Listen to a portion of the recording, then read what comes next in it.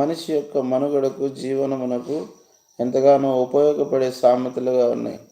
ఈ సామెతలను చదువుకుంటే జీవితంలో ఆశీర్వాదం అనేది, జీవితంలో మనిషి ఎలా నడుచుకోవాలనేది, మనిషి ఏ విధంగా నడుచుకుంటే ఆశీర్వాదం పొందుతాడో, ఏ విధంగా నడుచుకుంటే పాపమును జయిస్తాడో, ఏ విధంగా నడుచుకుంటే దరిద్రాన్ని జయిస్తాడో, ఏ విధంగా నడుచుకుంటే కుటిలమైన ప్రవర్తనను జయిస్తాడో ఈ సామెతలు వెళ్ళబుచ్చేవిగా ఉన్నాయి. ఎందుకంటే ఈ సామెతలు అనుభవపూర్వకముగా, అనుభవముతో రాసినటువంటివి.